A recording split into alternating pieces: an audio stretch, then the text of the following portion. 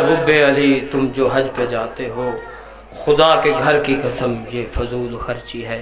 अब आपके सामने सैयद ज़ाकिरीन सैयद दादा सैयद दाइम अली शिराज़ी जो कि ज़िक्र मोहम्मद व आले मोहम्मद बयान फरमाएंगे। इनकी आमद पे खुशनूदिए मोहम्मद व आले मोहम्मद बआवाज़ बुलंद सलावत।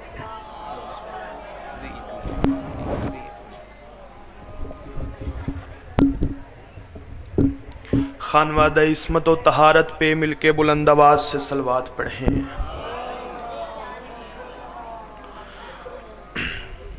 दरूद ज़हमत नहीं रहमत है, गुनाहों का कफ़ारा है, खुशनुदी परवरदिगार का बाइस है। एक मरतबा बुलंद आवाज़ से सलवात पढ़ें।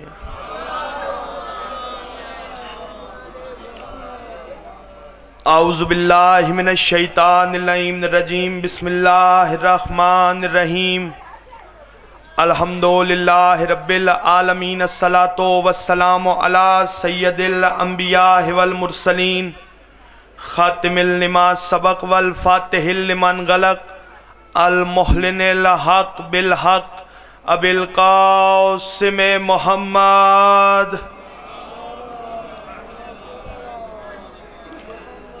व अहले बैतिहि तय्यबीन ताहिरीन अल मासूमीन अल मुंतखबीन अल मज़लूमीन वल्लज़ीना अज़हबल्लाहु अन्हुम रिजसा अहलल बैत व युताहिरकुम तत्हीरा।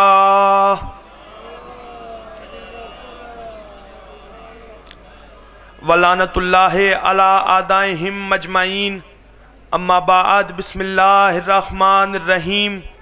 अल यौमा याइसल्लज़ीना कफरू मिन दीनिकुम, मिलके सलवात पढ़ें बुलंद आवाज़ से।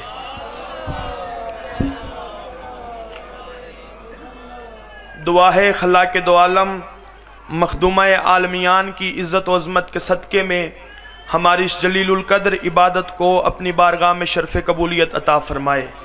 बानियान मजलिस, सामीन मजलिस, हाज़रीन मजलिस के मालिक जमी हाजात व मकासिद कबूल फ़रमाए। इस ज़िक्र के वारिस का जल्द ज़हूर हो जाए। दुआओं की कबूलियत के लिए जितनी जितनी दिलों में गर्ज़ अली बादशाह से है उतनी बुलंद सलवात पढ़ें।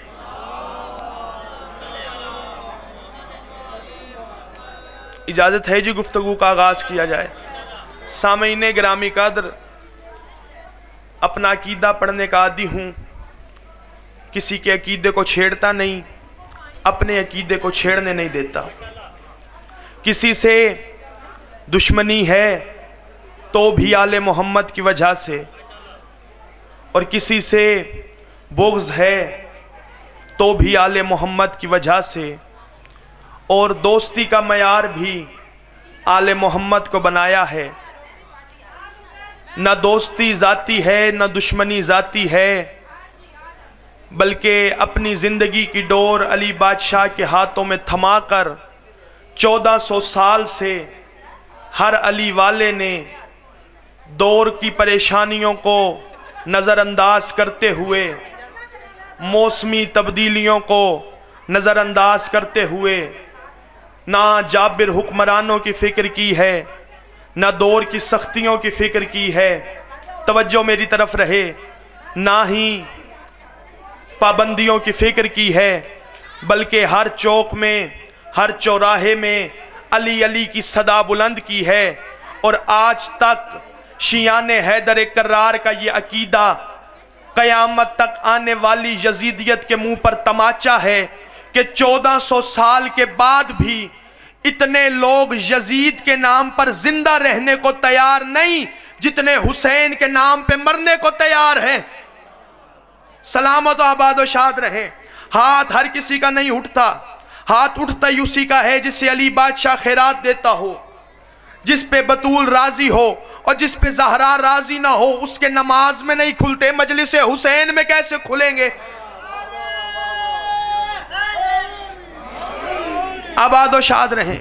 मैंने अपनी मजलिस के अंदर अली बादशाह की कूचे का एक साग यानी कलंदर का जिक्र करना है, लेकिन कलंदर पढ़ने से पहले आपके जहनों की जरखेजी देखने के लिए मैं चंद मिसरे पढ़ता हूं। मिसरे लिखे हुए हैं 8 साल के बच्चे के, 8 साल के बच्चे के। अब लोग सोच रहे होंगे कि इसकी उम्र तो शायरी वाली नहीं, लेकिन मैं आपको बताना चाहता हूं कि अक्ल का उम्र के साथ ताल्लुक कोई नहीं, उम्र का और अक्ल का कोई जोड़ नहीं। मां अच्छी हो तो 8 साल का बच्चा भी ये मिसरे लिख रहा है। बच्चा क्या कहता है? वो कहते हैं मस्दरे हल अता हुसैन शामिले इन्नमा हुसैन, मनसबे परवरदिगार में मिलता है जा बजा हुसैन। वो बच्चा कहता है बेशक है तू ला शरीक, फिर भी है एक इश्तराक, तेरा भी आसरा हुसैन मेरा भी आसरा हुसैन।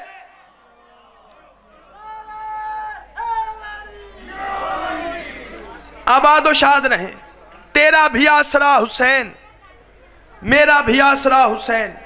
इतना करीम दर है, इन्होंने कभी मुफ्त नौकरियां वसूल ही नहीं की। ऐसे कलंदर वाले जुमले आपके हवाले नहीं करने, पहले आपके जहनों को जरखेज करना है।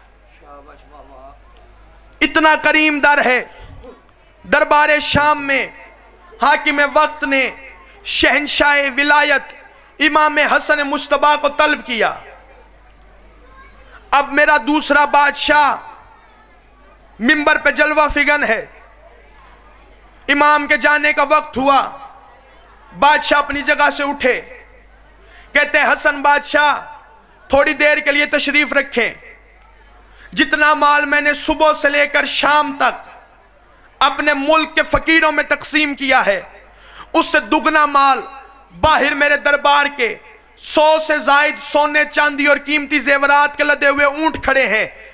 मैं अमीर शाम आपकी खिदमत में पेश करता हूं, वसूल कीजिए। हसन बादशाह फिर अपनी जगह से उठे। अब हसन बादशाह चलना शुरू हुए। पीछे से आवाज देके कहते हैं हसन मेरे पास कभी पैसा खत्म नहीं होता, क्योंकि मैं हिंदा का बेटा हूं। इस जुमले की तशरीह है मेरे पास, लेकिन मिंबर के काबिल नहीं। मेरे पास कभी पैसा खत्म नहीं होता, क्योंकि मैं हिंदा का बेटा हूं। इस जुमले को याद रखना। और अब जवाब हसन बादशाह ने दिया है। हसन बादशाह मिंबर से नीचे उतरे। इसी के दरबार में खड़े एक दरबारी ने बादशाह हसन की नालैन को सीधा किया। हसन ने नालैन को पहना। नालैन पहन के हसन बादशाह दरबारी की तरफ देख के कहते हैं तूने दुश्मन के दरबार में आले मोहम्मद के एक फर्द की इज्जत की है। हम आले मोहम्मद का असूल है, हम कभी किसी से मुफ्त नौकरी वसूल नहीं करते। जितने सोने चांदी कीमती जेवरात के लदे हुए ऊंट तेरे बादशाह ने हसन को दिए हैं, जा हसन तुझे देता है, हसन तुझे देता है। इतना जुमला इमाम का सुनना था। माविया की रंगत तब्दील हुई। कहते हैं हसन किस बात पे इतनी बड़ी बेनियाजी दिखा रहा है? इतना माल, इतना सोना, इतना चांदी, इतने जेवरात तूने सिर्फ जूती सीधी करने पे इस दरबारी को दे दिए। हसन फरमाते तू भी याद रख, अगर तू हिंदा का बेटा है, मैं ज़हरा का बेटा। आबाद व शाद रहे। अगर तू हिंदा का बेटा है, मैं भी ज़हरा का बेटा हूं। इतना बड़ा करीम है हसन। आपने आज तक भाइयों के मौलवी हजरात से सुना होगा कि हसन बादशाह बच्चों के साथ खेल रहे थे। एक बच्चे को हसन ने कहा जा तू तो है ही गुलामजादा। बच्चा दौड़ता हुआ अपने अब्बा जी के पास आया। बाबा जान, हसन ने मुझे गुलामजादा कहा है। पूरी जिम्मेदारी से फिक्रा पढ़ने लगा हूं। हमारी किताबों में यह जुमला नहीं, लेकिन भाई बड़े जोश और खरोश से बयान करते हैं। आज रिवायत मैं सुनाता हूं, किबला आपकी ताईद भी चाहिए। हसन बादशाह ने मुझे गुलामजादा कह दिया। बाप ने जैसे ही इमाम का जुमला सुना, एक कागज उठाया, एक कलम उठाया, बेटा जा हसन से लिखवा ला कि मैं वाकई ही गुलामजादा हूं। और बेटा याद रखी, अगर तेरे वापस आने से पहले भी तेरा बाप मर जाए तो मेरे कफन में हसन की तहरीर लिख देना। कहा बाबा जान उस तहरीर को क्या करोगे? कहा जब कब्र में फरिश्ते आएंगे उन्हें मैं तहरीर हसन दिखा दूंगा। और कहूंगा देखो मैं बतूल के बच्चों का गुलाम हूं। हसन ने मुझे गुलाम ज़ादा कहा है। पहले तो बच्चे को अब्बे पे गुस्सा चढ़ा, फिर बच्चा हसन के पास आया। हसन ने जैसे ही बच्चे को आता देखा, मेरे अकीदे में इमाम कहते ही उसे हैं जो होने को होने से पहले जानता हो। इमाम ने जैसे ही बच्चे को आता देखा, हसन बादशाह अपनी जगह से उठे, उस गली में गए, फिर इस गली में गए, बच्चा पीछे दौड़ रहे। 7 गलियां मदीने की फिरा के हसन बादशाह नबियों के सुल्तान की कब्र पर आए। नाने की कब्र का बोसा देके कायनात के दूसरे ताजदार विलायत ने नाने की कब्र का बोसा लेके कहा, नाना जाग तो सही, जिनके बड़ों से तूने कागज कलम मांगा था उनकी औलादें कागज भी ले आई है, कलम भी ले आई है।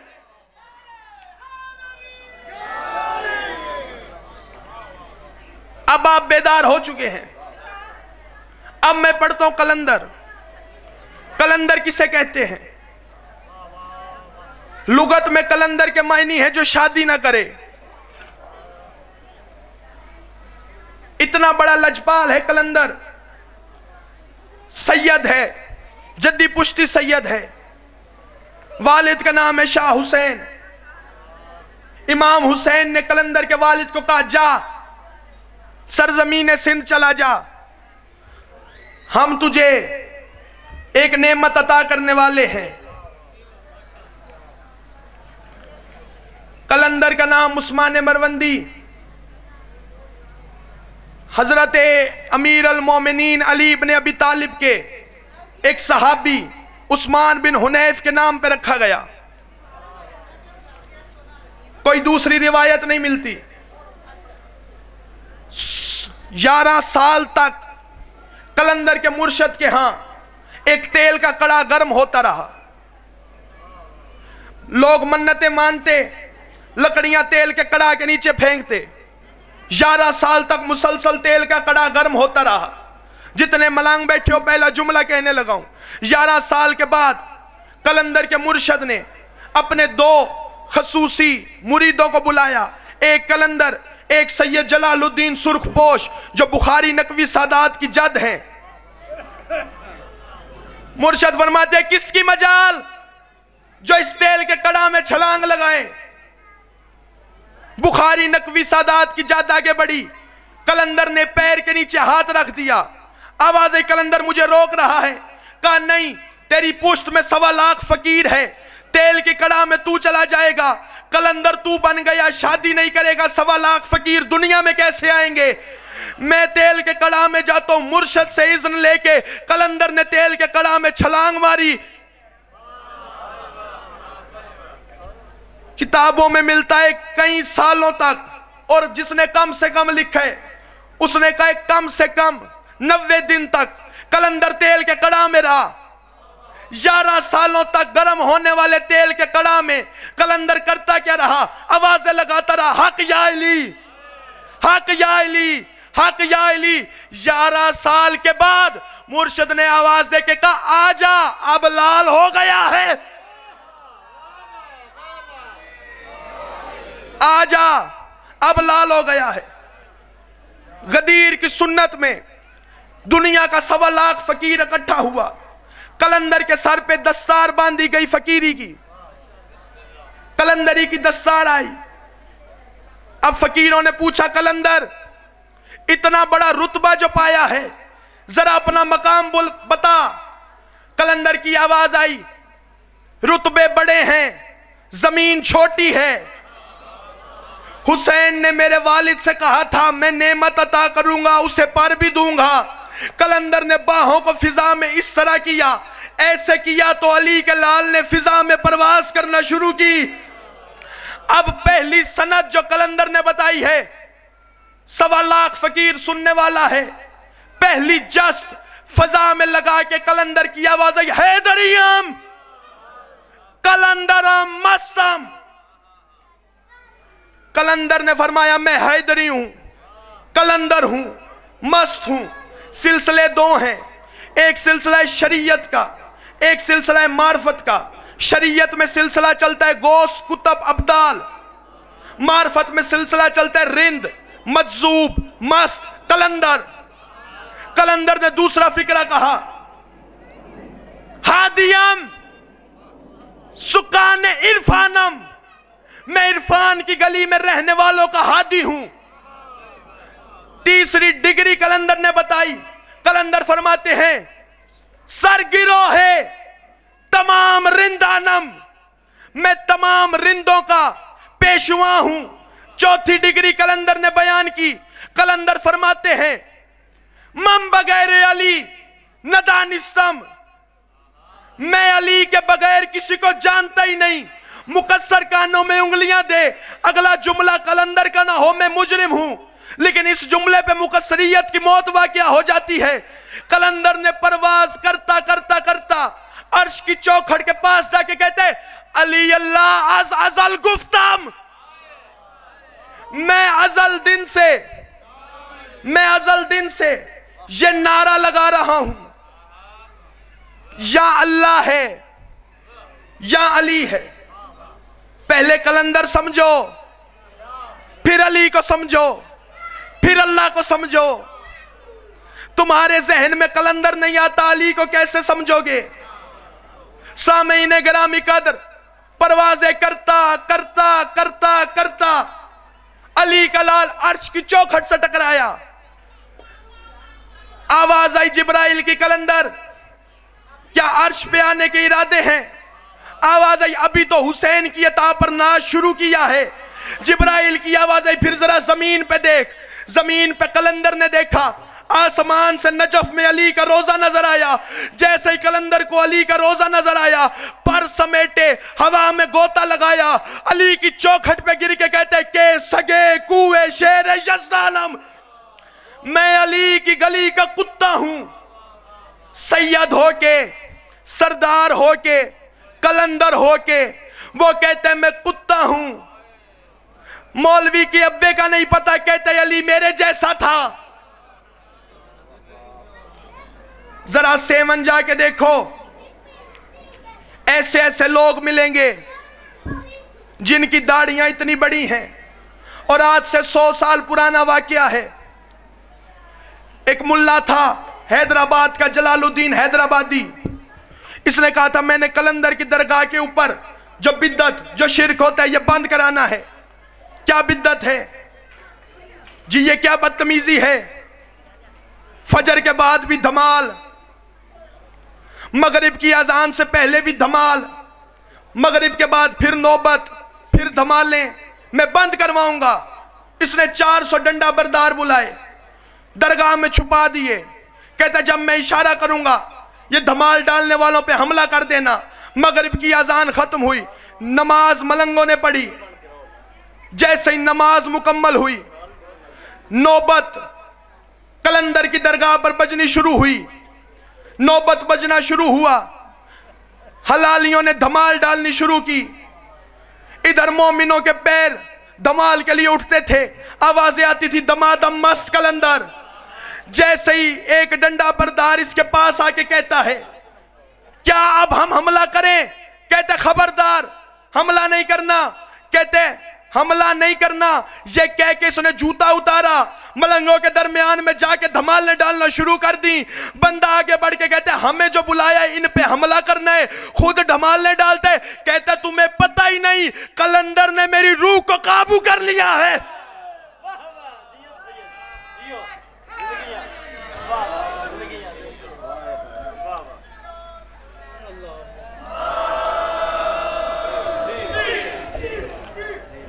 बस इतना पढ़ना था।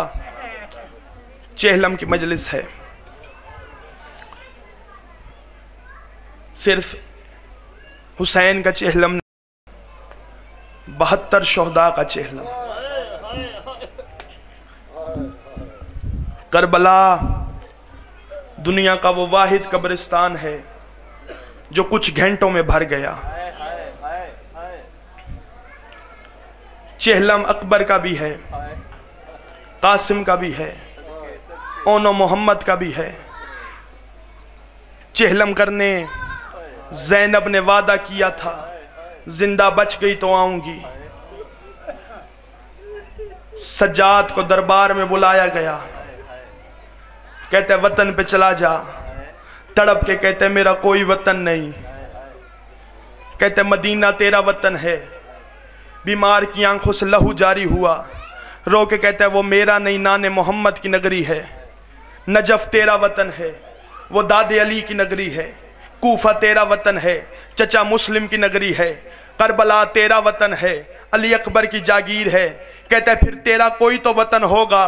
तड़प के कहते हैं जालिम मेरा वही वतन है जहां मेरी माँ पत्थर खाती रही थी, जहां शराबियों की भीड़ से पर्दादार बेटी अली की चली थी। सज्जाद का वतन वही शाम है। कहते हैं वतन पे चला जा, तेरी कैद रिहा करता हूं। सज्जाद फरमाते मेरी फुफ्फी की शर्तें हैं। कहते कौन सी शर्तें?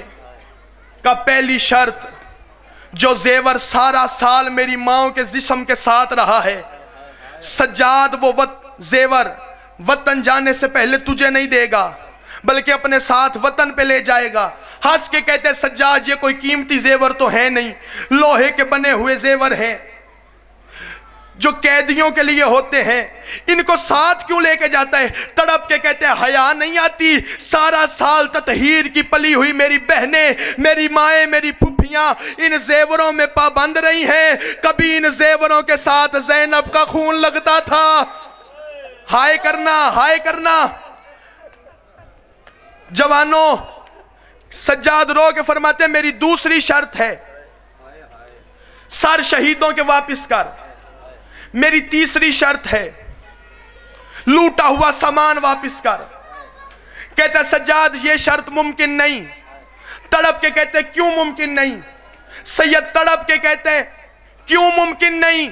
हंस के कहते अगर लूटने वाली होती एक मुल्क की फौज, फिर लूटा हुआ सामान वापस ले लेते। तुम्हें 36 मुल्कों की फौजों ने लूटा है, मुझे बता लूटा हुआ सामान कैसे वापस हासिल करूं? तू मुझसे अपने हर सामान की कीमत ले ले। जैसे ही कीमत का नाम आया, ज़ैनुल आबिदीन इमाम ने अमामा जमीन पे फेंका, रो के कहते कमीना मुझे बता मेरी बहन की दुर्रों की कीमत क्या देगा, मेरी फुफ्फी की चादर की कीमत क्या देगा, और मेरे बाबे की कटी हुई उंगली की कीमत। अजरकुमुल्लाह। आखिरी जुमले पढ़ने लगा हूं। लोहार बुलाया गया। जिस तरह जेवर पहनाए ज़ैनब ने थे, मुखद्दरात इस्मत के जेवर उतारे भी ज़ैनब ने है, लेकिन सज्जाद के जेवर उतारने के लिए एक लोहार बुलाया गया। लोहार ने क्या देखा? एक तोक है। तोक कैसा होता है? पहले तोक सुनो। तोक लकड़ी का बना होता है, ये इतना वजनी होता है, इसे 4 सिपाही मिलके उठाते हैं। इसके अंदर एक ऐसी जगह होती है जहां कैदी के दोनों बाजू फंसा दिए जाते हैं। तोक के अंदर एक सुराख होता है जिसमें गर्दन आती है।